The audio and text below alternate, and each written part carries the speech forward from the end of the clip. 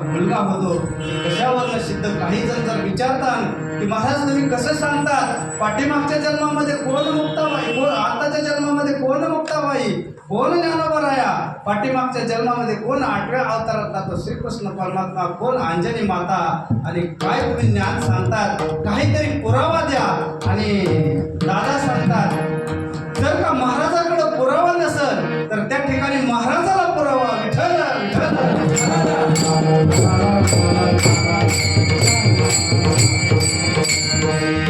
त्या ठिकाणी ज्ञानोबारायांना एक पुरावा दिला. लोकले ज्ञानज्योती ही तर नेणती कोणी, अवतार पांडुरंग नाव ठेवले त्यांनी, आरती ज्ञानराजा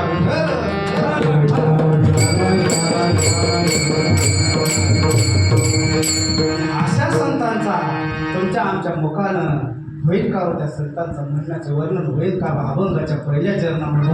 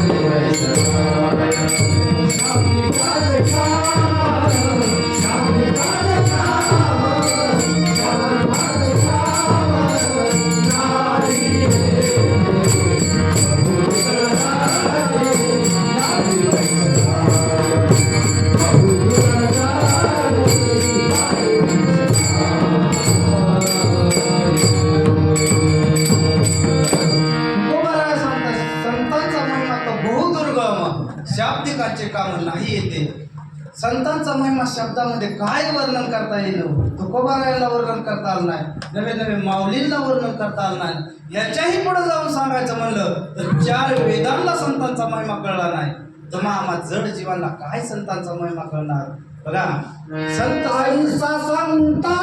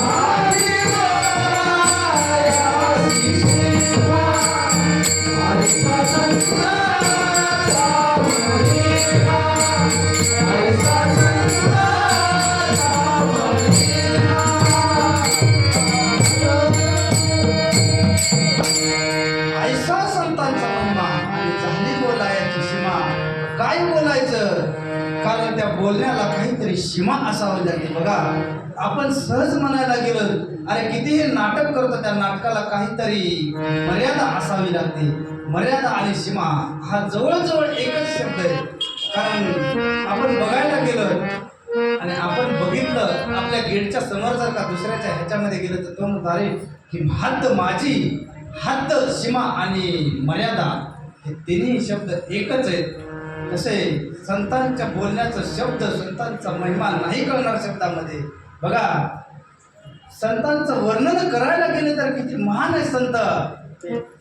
आज प्रत्येक समाजामध्ये बघायला गेलं तर संत आहे. विचार करा, हा समाज कुठून आला? आज जर का काही समाजकंटक असते, त्या समाजकंटकांना तुमच्या आमची जात आणि त्या जातीवरती राजकारण करायचं सुरुवात केली. बघा, मला सांगा, धर्म हा अनादी. ज्ञानेश्वरीकडे बघायला गेला तर ज्ञानेश्वरीमध्ये ज्ञानोबा म्हणतात, दैत्यांची कुळे नाशी, साधूचा मान घेऊशी, धर्माशी नीतीशी शेजे भरी. अरे मी जन्माला का येतो त्याच्याही आधी हा श्लोक, ही जर ओवी बघायला गेलं तर मला वाटतं 4थ्या अध्यायातील 27व्या क्रमांकाची ओवी आणि 4थ्या अध्यायातील 8व्या क्रमांकाचा श्लोक आहे. परित्राणाय साधूना विनाशाय धर्म संस्थापनार्थाय संभवामि युगे युगे. अरे त्या ठिकाणी भगवंत सांगतात, अर्जुना पण मी जन्माला येतोय, कशासाठी जन्माला येतोय? तर ह्या ठिकाणी आल्यानंतर त्या दैत्यांची कुळे नाचण्यासाठी, त्या मानव समाजामध्ये जे दैत्य आहे त्या दैत्यांची कुळे नाचण्यासाठी मी जन्माला येतो. आणि निस्ता जन्माला आल्यानंतर धर्माशी नीतीशी शेजे भरी, जे धर्माशी आणि नीतीशी शेजे भरी म्हणजे धर्माला आणि नीतीला एक आग्रता करून देतो, एक सारखं करून देतो. म्हणून मी जन्माला आलो. आज जर का बघायला गेलं तर आपण गोरोबा काकांची पुण्यतिथी, बरोबर ना? पण गोरोबा काकांच्या जन्माकडे बघायला गेलं तर गोरोबा काकांचा पाठीमागचा जन्म बघायला गेलं तर हा अवतारी पुरुष आहे. प्रत्येक देवांनी अवतार घेतलेला आहे. जसं कार्य असन तसं अवतार घेतला आहे. भगवंताने सांगितलं हा धर्म, ही धर्म संस्थापना, धर्माची संस्थापना करण्यास, स्थापना करण्यासाठी नाही, संस्थापना करण्यासाठी आलो. काय संस्थापना केली? मी धर्म स्थापन करण्यासाठी नाही, जी पहिली संस्थापना होती ती चालवण्यासाठी मी आत्ता जन्माला येतो. म्हणून मी सारखा आता देवाचा जन्म हा एकदाच होतो. आपण जी जयंती साजरी करतो म्हणजे देवाचा जन्म, हा देवाच्या येण्याचा जन्म. पण हा देवाच्या फक्त जन्म कार्य जर बघायला गेलं तर हा अवताराचा जन्म आहे. देव एकदाच जन्माला आला आणि त्यावेळेस जन्माला आल्यानंतर देवानं सांगितलं, मी जसा जन्माला आलो तशी जातही अनादी म्हणून जन्माला आली. मीही जन्माला आलो अनादी म्हणून आणि जातही जन्माला आले अनादी म्हणून. आणि त्या ठिकाणी एक शास्त्राने पुरावा दिला, याता येती धर्म नाही विष्णुदासे, निर्णय तो आयशे वेदशास्त्री. वेदाचा आणि शास्त्राचा निर्णय, त्या जगामध्ये कुठलाही धर्म नाही. मानव धर्म फक्त एकच धर्म आहे. आता इथं आल्यानंतर काही लोकांनी प्रत्येकाचा आपला आपला धर्म वाटून घेतला आणि त्या धर्मानुसार आचरण करायला लागले. बघा, पण मला वाटतं आता एखाद्या कुंभाराचा आणि एखाद्या मराठ्याचा रक्त जर काही बदल आहे का? प्रत्येक धर्म एकच आहे, हा मानव धर्म आहे फक्त. पण ह्या ठिकाणी आल्यानंतर कोणी कुठलाही धर्म लावतं, कोणी कसाही भेदभाव करतं. आज सकाळी मी लवळ कुर्मदास महाराजांचं, लवळच्या भानुदास महाराजांच्या दिंडीच्या समोर हातपाय नसणारा पिंड जो लोटांगण घालत गेला आणि त्या लवळ या ठिकाणी जाऊन थांबला आणि स्वतः भगवंत त्या ठिकाणी आले. त्या भगवंताने तिथे येऊन त्या कुर्मदासाला भेट दिली. भेट दिल्यानंतर कुर्मदासाचा उद्धार झाला. त्या लवळ नगरीमध्ये आज श्री संत सद्गुरू बाळूमामांची मूर्ती प्राणप्रतिष्ठा आणि कलशारोहणाचा कार्यक्रम होता. गेल्या 3 दिवसापासून मी त्या कार्यक्रमामध्ये तिकडंच होतो. काही जणांनी मला विचारलं, का हो महाराज तुम्ही मराठीत, तुम्ही बाळूमामाची का सेवा करतात? मग करायची कोणाची सेवा? बाळूमामाची सेवा करायची नाही, भगवंताकडे बघायला गेलं तर त्याचाही जन्म बघा ब्राह्मण समाजामध्ये आलेला. अरे सेवा करायची कोणाची? त्याच्यासाठी ग्रंथ वाचले तर ते ग्रंथ सांगतात की कुठलाही धर्म नाही, धर्म हा अनादी आणि अनादी धर्माला फक्त मानव धर्मच कळतो. बाकी ह्या ठिकाणी आल्यानंतर कुठलाही धर्म लावायचा नाही, त्या ठिकाणी आल्यानंतर कुठलाही भेदभाव करायचा नाही. बघा, गोरोबा काकांनी देव प्रसन्न करण्यासाठी किती आतोनात कष्ट केले. विचार करा, गोरोबा काका काही सामान्य नव्हते. गोरोबा काकांच्या वडिलांचं नाव माधवराव बरोबर ना? महात्मा नाही, माधवराव आहे त्यांचं नाव. आणि आईचं नाव रुक्मिणी. बघा त्या तेरडोकी गावामध्ये लहानसं कुटुंब आहे आणि त्या लहानशा कुटुंबाचा हालाकीची परिस्थिती विचार करा. गरिबी काय असते त्यांचं चरित्र वाचा कधीतरी गोरोबा काकांचं तुम्हाला समजेल. हालाकीची परिस्थिती ना, हालाकीच्या परिस्थितीमध्ये त्यांच्या पोटी 8 पुत्र जन्माला आले आणि 8 पुत्र जन्माला आल्यानंतर 8ही पुत्र मरण पावले. मरण पावल्यानंतर त्या भगवंताला वाटलं, अरे हा भक्त माझं रात्रंदिवस नामस्मरण करतोय आणि त्या भक्तावरती जर का अन्याय होत असेल तर कोण मला कृपा सिंधू, कोण मला दया सिंधू म्हणेल. दयेचा सागर म्हणलं जातं मला कोण दयेच्या सागराची उपमा देईल.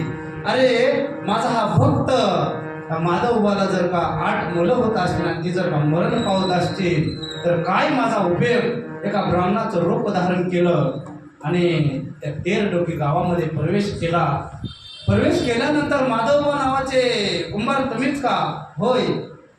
काय व्यवसाय करतात? पोटापाण्यासाठी माती वाहतो, मडकी गाडी घडवतो, गावामध्ये विकतो आणि आपला उदरनिर्वाह करतो. हो. काही पोटाला मूल बाळ. 8 मुलं झाली होती पण 8ची मुलं माझी मरण पावली. अरे भगवंताने तुमच्यावर अन्याय केला नाही.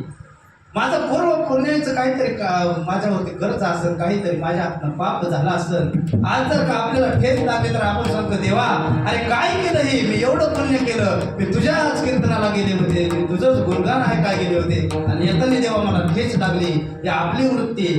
पण त्या ठिकाणी विचार करा, त्या माधवबाने सांगितलं माझं पूर्व काहीतरी पाप झालं होतं, माझं संचित आहे, त्या संचिताचा भोग म्हणून ते भोग भोगावं लागतो. माझी 8ही मुलं देवा घरी गेली. देवानं विचारलं त्या ब्राह्मणाने त्या मुलांना कुठं नेलं, कुठं त्यांचं दफन केलं, कुठल्या ठिकाणी त्यांना नेलं. अरे आमच्याच गावचं ग्रामदैवत काळेश्वराच्या समोर एक गारा पडला आहे. त्या भागामध्ये आपल्यामध्ये मशान म्हणतात, त्या भागामध्ये गारा म्हणतात. तो गारा आणि त्या गारामध्ये माझ्या 8ही मुलं नेतात. चला बरं मला दाखवा म्हणल्याबरोबर त्या गोरोबा काकांच्या वडिलांनी माधवबाने पुढे चालावं, त्या ब्राह्मणाने मागं चालावं. बघा हा जगाचा मालक आहे. ह्या जगाच्या मालकाला ह्याच्याशिवाय पान सुद्धा हलत नाही. त्या मालकाला कळत नव्हतं का बरं. त्या भगवंताने निमित्त केलं होतं एका ब्राह्मणाचं. भगवंत चालत त्या माधवबाच्या पाठीमागे चालत होते. निळकंठेश्वराचं त्या वेडेश्वराचं मंदिर आलं आणि सांगितलं ह्या ठिकाणी ह्या गाड्यामध्ये माझी 8ची मुलं इथंच त्यांना अग्निडाग दिला गेला आहे. देवानं सांगितलं त्यांना उकरून काढा. उकरून काढायचा प्रयत्न केला. उकरत असताना त्यांच्या हाडं बाहेर निघत होती. हाड हातामध्ये घ्यावं आणि आकाशाकडं फेकावं, मोक्ष भेटत होता. 7 मुलांना मोक्ष दिला आणि 8वा मुलगा हातामध्ये घेतल्यानंतर विचार केला, अरे जन्मभर माझं नामस्मरण केलं आणि त्या नामस्मरणाचं काही जर मोल असेल तर हा मुलगा त्या गोरोबा, ह्याचं नाव गोरोबा ठेवायचं, हा मुलगा त्या असणाऱ्या माधवबाला द्यायचा.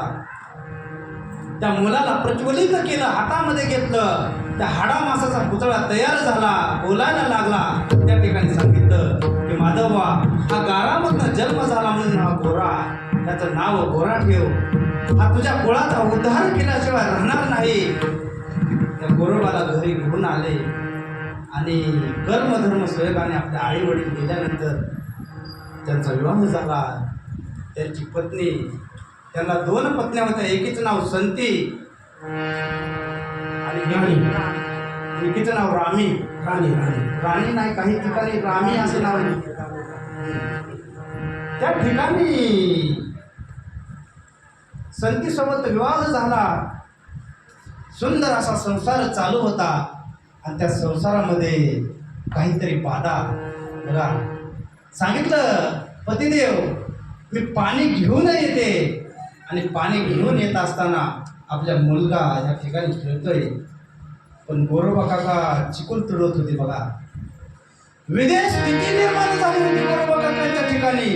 आपण कीर्तनामध्ये जर का विठ्ठल विठ्ठल म्हणलं तर भगवंताचं नाम घेत नाही. तर त्या ठिकाणी गोरोबा काकांचं चिखल तुडवायला सुरुवात केली आणि त्या भगवंताचं नामस्मरण लोकांनी घ्यायला सुरुवात केली. एवढे नामस्मरणामध्ये दंग झाले होते की पोटचा मुलगा त्या मातीमध्ये आला. नाही देह सुधी मुळ पुढं नाही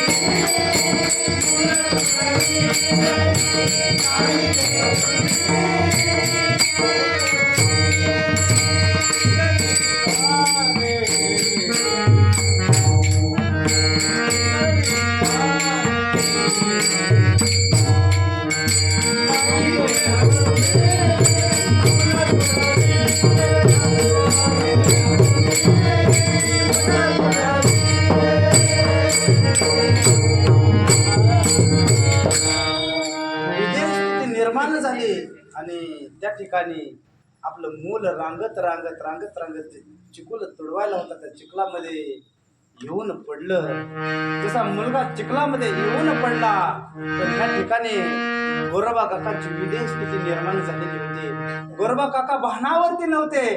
गोरोबा काकांना फक्त त्या भगवंताचं वेड लागलेलं होतं. त्या भगवंताच्या नामामध्ये दंग झालेले होते. बघा, तुम्ही आम्ही भगवंताच्या नामामध्ये दंग होतो, पण तुमचा आमचं भगवंताच्या नामामध्ये दंग होण्याचा प्रकार वेगळा आहे. विचार करा, आपल्याला जर का काय अपेक्षा असेल आणि त्या अपेक्षामुळे आपण त्या भगवंताच्या नामामध्ये दंग होतो. पण त्या गोरोबा काकाला काडी मात्र अपेक्षा नव्हती, निरअपेक्षा सेवा होती त्या गोरोबा काकांची. त्या गोरोबा काका एवढे दंग झालेले होते, स्वतःचा मुलगा पायाखाली तुडवला आणि त्या पायाखाली तुडवल्यानंतर त्या चिखलामध्ये तांबस दिसणारा चिखल लाल बुंद झाला. लाल बुंद झालेल्या चिखलाकडे बघितलं. पत्नी पाणी घेऊन ज्यावेळेस आले आणि तिने बघितलं आणि आक्रोश करून डोक्यावर त्या हाणून घेऊ लागली. विचारू लागली, पतिदेव काय केलं हे? माझ्या संसाराचं वाटोळ झालं, कारण माझ्या पोटचा गोळा निघून गेला, माझ्या पोटचा गोळा चिखलामध्ये तुडवल्या गेला, काय झालं? आणि मग मात्र त्या गोरोबा काकांची हृदय स्थिती झाली उतरवण्यासाठी त्यांनी हाका मारल्या, आवाज दिले, अंगाला धरून हलवलं, पण गोरोबा काका काय विजय स्थितीमधनं खाली येत नव्हते. आणि मग मात्र त्या ठिकाणी त्या संत आई साहेबांना त्या देवाला शिव्या घालायला सुरुवात केल्या. आणि शिव्या घालायला सुरुवात केल्याबरोबर गोरोबा काकांनी त्या ऐकल्या, अरे माझ्या भगवंताला शिव्या घालतेस? राग आला आणि राग आल्याबरोबर हात उचलला आणि हात उचलला, मारणार तेवढ्यामध्ये शपथ घातली, मला जर का धनी हात लावसाल तर तुम्हाला त्या भगवंताची, त्या पांढरं परमात्म्याची आण, तुम्हाला त्या भगवंताची शपथ आहे. मला जर का हात लावला तर तुम्हाला भगवंताची शपथ आहे म्हणल्याबरोबर हात खाली सोडला. खाली सोडल्याबरोबर सांगू लागली, आपला पोटचा लहानसा मुलगा पायामध्ये तुडवल्या गेला. गोरोबा काकाने खाली बघितलं, त्या चिखला, त्या मातीचं लाल बुंद झालेलं अवस्था बघितली. हा चिखला मासाचा गोळा चिखलामध्ये मिक्स झालेला होता.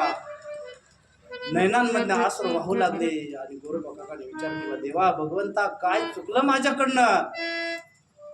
मी भजन करत होतो आणि माझा मुलगा पायाखाली आला, मला माहित नाही. त्या ठिकाणी माहित नाही म्हणल्याबरोबर त्या संत आई साहेबांना आपल्याला आण घातली. आजपासून मात्र आपल्या पत्नीच्या अंगाला हात लावायचा नाही, आपल्या पत्नीच्या जवळ जायचं सुद्धा नाही, पत्नीचा वास ठेवायचा नाही, पत्नीला बोलायचं सुद्धा नाही असं ठरवलं. विचार करा किती वैराग्य असन. आज जर का तुमच्या आमच्या जीवनामधलं वैराग्य बघायला जर का गेलं, तुम्ही आम्ही त्या भगवंताने जर का आपल्याला काही आपल्या मनासारखं नाही केलं तर त्या भगवंतावर रागवतो आणि त्या भगवंताला म्हणायला चालू करतो, भगवंता अरे मी तुझ्यासाठी काय काय केलं, खऱ्या अर्थाने जर महाराज सांगू का आपण भगवंतासाठी काहीच केलेलं नसतं. फक्त आपण त्या मुखाने भगवंताला म्हणत असतो देवा मी तुझ्यासाठी काय काय केलं, पण खऱ्या अर्थानं आपण आपल्या मनाला विचारून बघा. थोडं अभंगाच्या बाहेर जाऊन बोलतो. विचार करा, आपल्या घरामध्ये एखादा सण असन तर आपण नैवेद्य तयार करतो. आपल्या तिकडं आमच्या ग्रामीण भागामध्ये गेल्यानंतर इकडं तुमच्याकडं नैवेद्य म्हणल्या जातं, आमच्याकडं निवद म्हणतात. निवद साधी भाषा. आणि मग ती नैवेद्य कसा असतो, असा एवढासा नैवेद्य तयार करायचा आणि त्याच्यावरती प्रत्येक गोष्टीचा एक एक एक एक एक एक एक टिपका टाकायचा. खरं सांगा, भगवंताला नैवेद्य दाखवत असताना आपल्याला जेवण करायचं असेल तर आपण ताट भरून घेतो, बरोबर ना. वरनं आपल्याला तेवढं जर कमी वाटलं तर तूप टाकल्याशिवाय राहत नाही. आणि ज्यांनी दिलंय त्याला तुम्ही जर का एवढा एवढा टिपका देत असताल तर तो का भगवंत डोळे झाकून बसलेला आहे का? मला एक जणांनी असंच विचारलं, महाराज तुम्ही एवढं ठामपणे कसं सांगतात? आम्ही तर फक्त या मूर्तीला बघतो पण ही मूर्ती बोलत नाही, चालत नाही, काहीच म्हणत नाही. आणि मग तुम्ही म्हणतात ह्या देव आहे, हे देवाला तुम्ही नैवेद्य दाखवलेला कसा बोलतो? त्याला म्हणलं अरे येड्या, तुला बुंदी खाऊन धुंदी आली, तू येडा झाला. विठ्ठल विठ्ठल.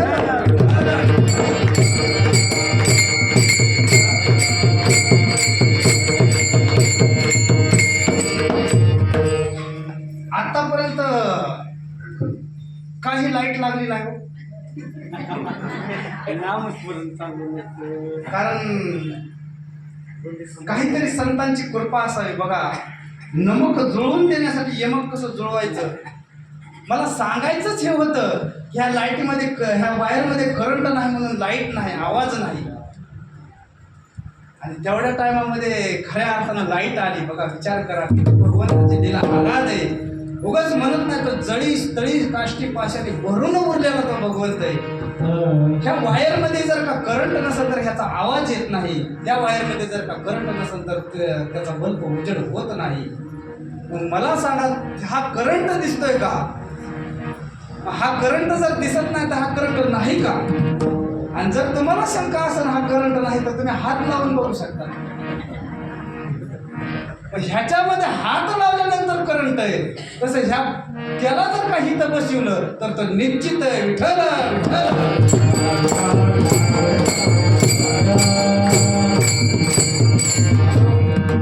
बघा, संत आईसाहेबांनी ज्यावेळेस शपथ घातली, आण घातली आणि त्या ठिकाणी आपल्या वडिलांना सांगितलं माझ्या संसाराचं वाटोळ झालं. आणि संसाराचं वाटोळ झालं म्हणल्याबरोबर त्या ठिकाणी संत आईसाहेबांना आपल्या वडिलांनी सांगितलं, का ग बाळा काय झालं? माझा मुलगा चिखलामध्ये तुडवला गेला आणि तुडवला असताना माझ्या पतीने माझ्यावरती ज्यावेळेस हात उचलला त्यावेळेस मी माझ्या पतीला भगवंताची आण घातली. पण आता काही करा, माझी लहान बहीण माझ्या पतीला द्या, माझ्या संसाराचं कल्याण होईल आणि माझा वंश वाढल्या जाईल. ठीक आहे म्हणजे गोरोबा काकांनाही लग्नासाठी तयार केलं, विवाह करण्याचं ठरवलं, लग्न झालं. आणि लग्न झाल्यानंतर आशीर्वाद घेण्यासाठी आपल्या सासऱ्यांकडे ज्यावेळेस गोरोबा काका गेले आणि सासऱ्यांना आशीर्वाद दिला, पहिली जशी सांभाळली तशी हिलाही सांभाळा ना तर तुम्हाला पांडुरंगाची आण आहे. जशी शपथ घातली, आण घातली आणि गोरोबा काकांनी सांगितलं ठीक आहे, ती जशी सांभाळली तशी हिला सांभाळतो. आता 2 पत्न्या असून देखील घरामध्ये वंशाला दिवा नाही. दुःख होत होतं, काय करायचे, घुसमट सांगायचे कुणाला? रात्रंदिवस भगवंताचं नामस्मरण करायचं. एक दिवस विचार केला की आपण मात्र आता आपल्या पतीची आण मोडल्याशिवाय राहायचं नाही. रात्रीची वेळ होती आणि रात्रीच्या वेळेला गाढ असे झोपलेले गोरोबा काकांनी आपल्या दोन्ही पत्न्या साईडला आल्या. झोपल्या गोरोबा काकाला स्वप्न पडत होतं की भगवंत आलेत आणि भगवंताने मला मिठीमध्ये घेतलं. म्हणून गोरोबा काका आपले हात लांबत होते जसं की देव मला उचलून घेतात. आणि तेवढ्यामध्ये आपल्या पत्नीनं, दोन्ही पत्नीनं आपला हात त्यांच्या अंगावरती घेतला आणि गोरोबा काकाला त्याच वेळेला जाग आली. बऱ्याचशा महाराज लोकांनी चरित्र सांगितलं. सकाळी गोरोबा काकाने उठून बघितलं, गप बाबा तुला माहीत नसेल तर बोलू नको म्हणायचं. ज्यावेळेस हात धरला त्याच वेळेस गोरोबा काकांना जाणवलं की आपला हात कोणीतरी धरलाय. गोरोबा काकांनी डोळे उघडले, आपले हात बाटल्या गेले. म्हणून त्या हाताला शासन करायचं. काय शासन करायचं? हात तोडून टाकायचं, शासन करायचं. गोरोबा काकांनी हात तोडले. विचार करा किती त्या भगवंतावरती निष्ठा असन. आपले हात तोडल्यानंतर हात राहिले नाहीत आणि हात नसल्यामुळं घरातलं अन्न पाण्याची व्यवस्था संपली. घरामध्ये असणारा डाळ दाणा संपून गेला. बघा, विचार करा. लहानपण जर का असन, तुमच्या अंगणामध्ये जर का तुम्ही एखादा वृक्ष लावला, एखादं झाड लावलं, त्या झाडाचा वेल वरी जात असताना मला सांगा किती हात लांब झाल्यावर 10 फूट 20 फूट झाल्यावर तुम्ही वरती दोरीने बांधता का? लहान आहे तोपर्यंत बांधता. लहान आहे तोपर्यंत का बरं बांधायचा महाराज? विचार केला का? कारण दोरीने जर का बांधला तर त्या दोरीला वळण घेत घेत घेत घेत वेल त्या आपल्या असणाऱ्या त्या घराच्या छतापर्यंत, गॅलरीपर्यंत जाईल. हा त्याचा नियम आहे, बरोबर ना? कारण त्याला वळण लागलं पाहिजे, त्या दोरीच्या साह्यानं वळण लागलं पाहिजे. मग मात्र ह्या जड जीवाला जर का, आपल्या मुलाला जर त्या दोरीसारखं जर आपण वळण लावत लावत लावत लावत जर का दिलं, तर आपला मुलगा हे भगवंत पद्धतीने राहणार नाही.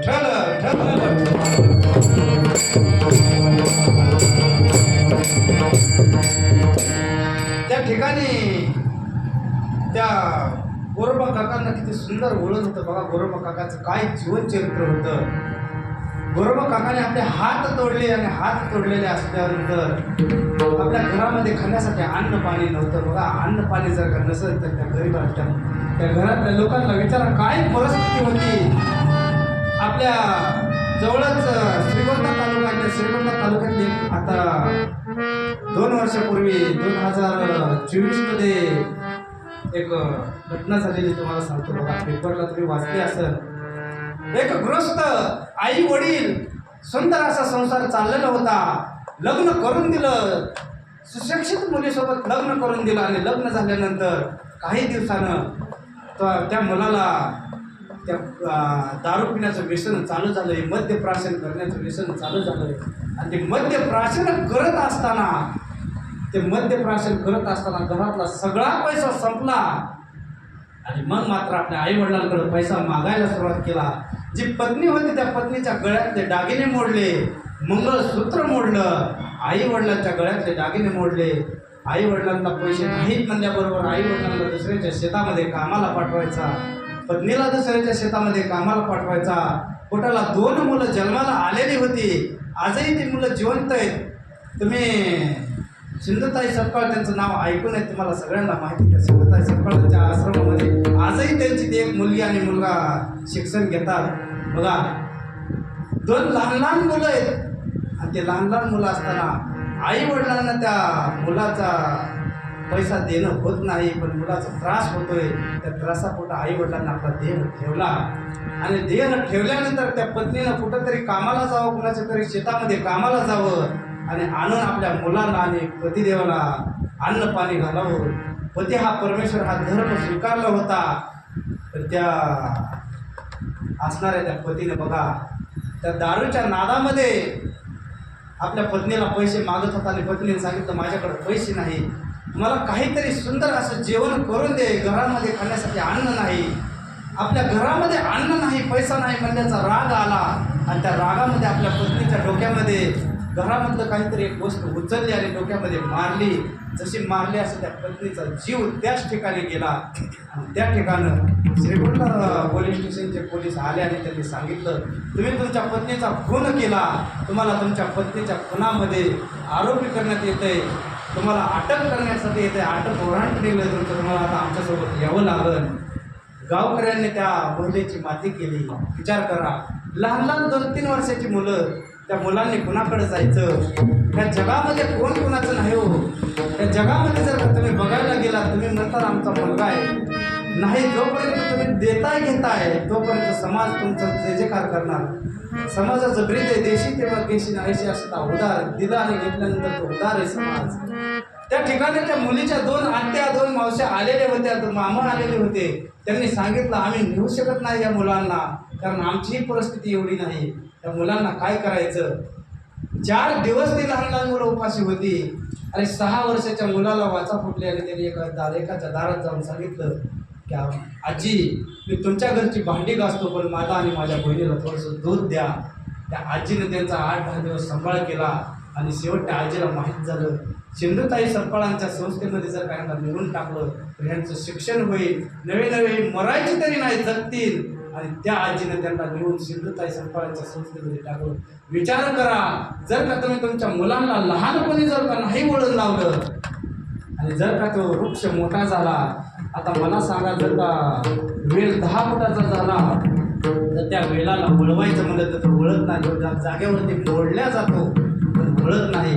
तसा तुमचा मुलगा जर का मोठा झाला आणि त्याला वळण लावायचं म्हणलं तर तो मोडल्या जाईल पण वळण लागणार नाही. त्याच्यामुळं जोपर्यंत एवढीशी रोप लाविले दोरी त्याचा वेळ गेला गगनावर, लहान रोप ज्यावेळेस आहे तोपर्यंत त्याच्यावरती संस्कार करा. त्याला संस्कार नावाचं जर का त्याच्यावरती पाणी मारलं तर ते खऱ्या अर्थानं फ्रेश जीवन जगल्याशिवाय राहणार नाही.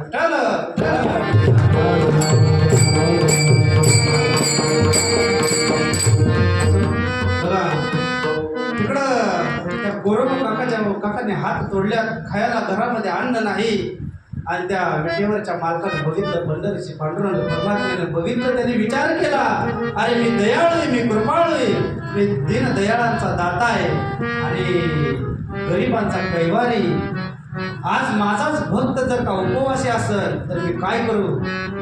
एका कुंभाराचं रूप धारण केलं आणि रुक्मिणी आई साहेबांना सांगितलं, रुक्मिणी आता हा पितांबर काढून टाका आणि आता मात्र तुम्ही साडी घाला, आडवं कुंकू लावा, आपल्याला तेर डोकीला जायचं आहे. कारण गोरोबा काकाची परिस्थिती नाजूक आहे, आपल्याला जावं लागतं रुक्मिणी. आणि रुक्मिणी आई साहेबांना सांगितल्याबरोबर रुक्मिणी आई साहेब निघाल्या. त्या ठिकाणी गरुडाला आवाज दिला आणि गरुडाला सांगितलं, तुला गाढवाचं रूप धारण करावं लागेल. अरे तिथं जाऊन आपल्याला गोरोबा काकांच्या दारामध्ये माती व्हायची. गरुडाला गाढवाचं रूप धारण करायला लावलं आणि ह्यांची दिंडी त्या पंढरीचे पांडुरंग परमात्मा आणि जगाची मालकीन रुक्मिणी आईसाहेब गरुड असणारा गाढव झाला आणि त्या तेरडोकी गावामध्ये आले. तेरणा नदीच्या कडेवरती उभा राहिले आणि त्या ठिकाणी उभा राहून विचारू लागले, आमच्या हाताला काही काम मिळेल का. आम्ही गरीब कुंभार आहे, कुंभार समाजामध्ये आम्ही जन्म घेतला, काही अन्याय केलं का, काही पाप केलं का, आमच्या हाताला काहीतरी काम द्या, आम्ही काहीतरी काम करतो तर आमच्या पोटाला अन्न मिळेल. आणि त्या ठिकाणी काही गावातल्या लोकांनी सांगितलं, आमच्या गावामध्ये गोरोबा नावाचा एक कुंभार आहे, त्यांच्या घरी खाण्याची परिस्थिती त्यांच्याकडे करण्यासाठी कोणी नाही. देवानं ओळखलं आणि देव त्यांच्या दारामध्ये गेले. गोरोबा काकांना हात जोडले आणि गोरोबा काकांना म्हणू लागले, आम्ही विचारलं गावामध्ये आणि सांगितलं की गडगंज असे श्रीमंत असणारे आमच्या गावचे गोरोबा काका. खरं सांगा, तुम्ही कोणी काकांचं चरित्र वाचलं, त्याच्यामध्ये काकांची गडगंज अशी श्रीमंत कुठे लिहिलेली बघितली का तुम्ही. कारण जेवढे संत होते, चरित्र जर वाचायला गेलं तर पैठणचे नाथ बाबा जर का सोडले तर प्रत्येक संतांचे हालाकीचं जीवन होतं. पण विचार करा, कमळ नेहमी चिखलात उगवतं पण उगवल्यानंतर सुगंध आणि प्रफुल्लित जास्त होतं. विठ्ठल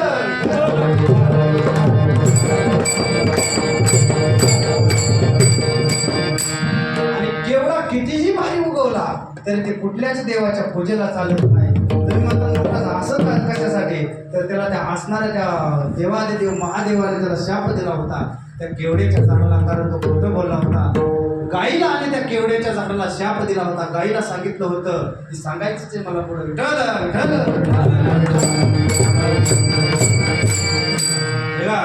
त्या ठिकाणी गोरोबा काकांच्या दारामध्ये त्या भगवंताने जावं आणि भगवंताने सांगावं, आम्हाला काहीतरी काम द्या. आम्ही कुंभार नाव काय विचारल्याबरोबर सांगितलं, मी विठोबा, माझं विठोबा नाव आहे आणि रुक्मिणी, आम्हाला काहीतरी काम द्या. सांगितलं ठीक आहे, तुम्हीही करा आणि आम्हालाही द्या. त्या गरुडाला गाढव केलं होतं, त्याच्या पाठीवरती देवानं माती टाकावी.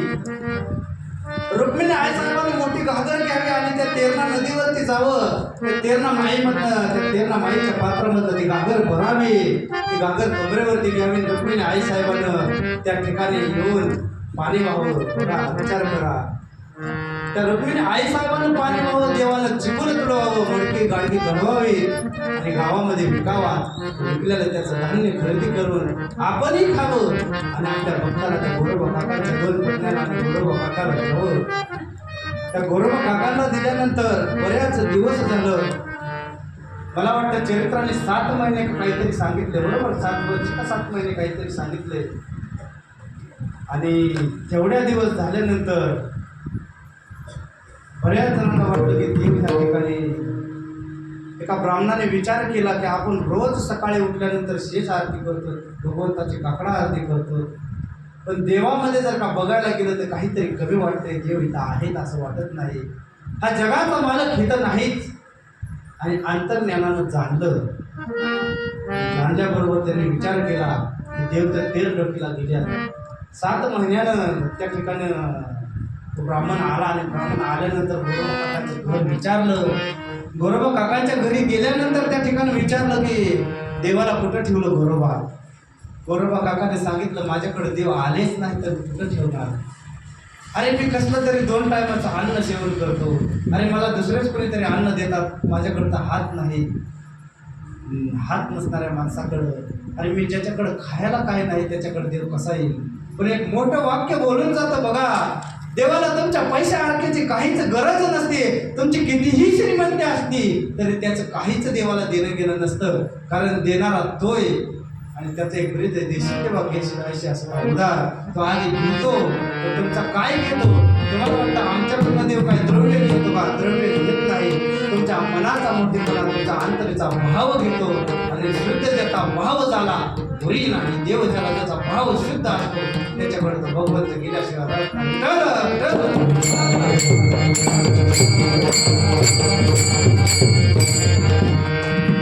काय महाराज टायमिंग झाला का मला सांगा, कारण माझं काम कसं आहे तुम्हाला सांगता. मी गावरान भाषेमध्ये सांगतो महाराज. ते म्हैस माहिती का तुम्हाला?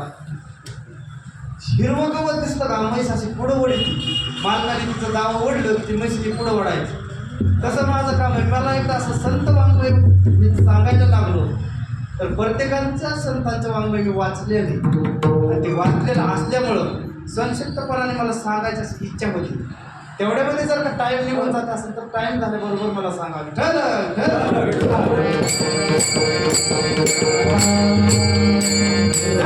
गोरोबा काकांनी सांगितल्याबरोबर सांगितलं आपल्या घरी कुणीच आलेलं नाही म्हणल्याबरोबर त्या ठिकाणी त्या गोरोबा काकांना त्या ब्राह्मणाने सांगितलं तुमच्या घरी कोण आलेले अजून, तुम्हाला कोण अन्न पाणी देतं. अरे कोणतरी 2 व्यक्ती आल्यात, कोणतरी सांगते आमचं नाव विठ्ठल आहे, कोणी सांगते आमचं नाव रुक्मिणी. आणि ज्यावेळेस त्या लहानशा मुक्ताबाईनं बघितलं, ती गाडगी बघितली, ज्ञानदादा सोपान काका आणि मुक्ताबाई त्यांच्या ज्यावेळेस घरी गेले आणि त्यांनी बघितली गाडगी कोणी बनवल्या, त्या ब्राह्मणानं देखील ओळखली. आणि जी गाडी त्यांनी नाही भगवंताने बनवल्या, जगाच्या मालकाने पंढरशी पांडुरंग परमात्म्याने बघितल्या, घडवल्या, आणि त्यांनी सांगितले मातीतले वन कुणाचे बघा. त्या ठिकाणी गोरोबा काकांना ओळख पटली आणि गोरोबा काका दाहेमुकडून रडू लागले. अरे जगाचा मालकाने 7 महिने माझ्या दारामध्ये यावं, कष्ट करावं आणि माझं पोट भरावं. अरे मी जगाच्या मालकासाठी काय केलं होतं, तर जगाच्या मालकासाठी फक्त नाम घेतलं होतं, नित्य गोविंदा Govinda, Govinda,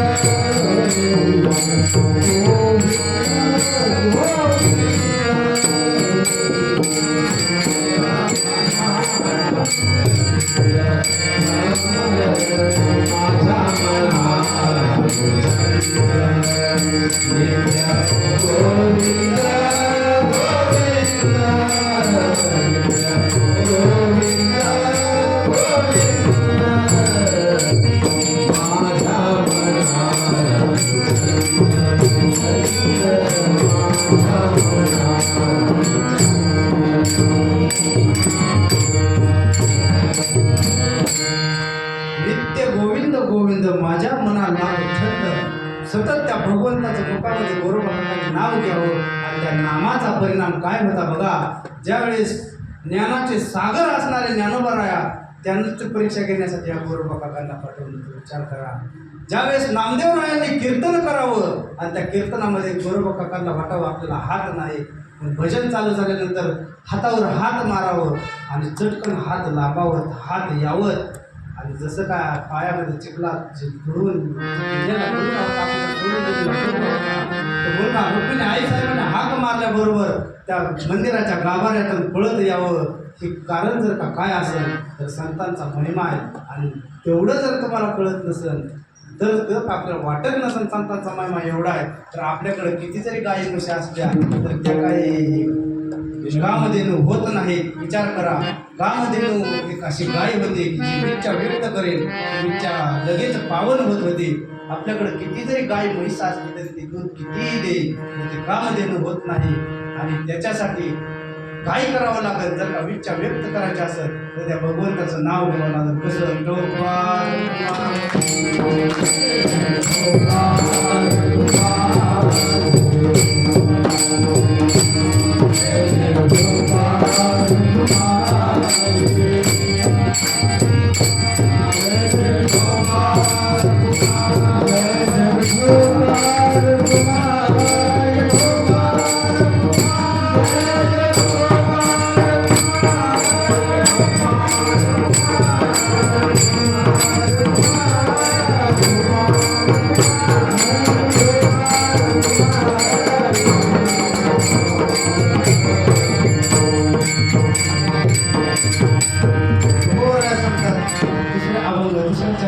तरी काय होईल, कामधेनू गायी जर का बघायला गेलं तर कामधेनू होणार नाही.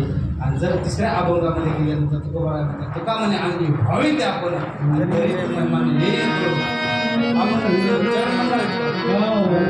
मला दोघं जण पाहिजे.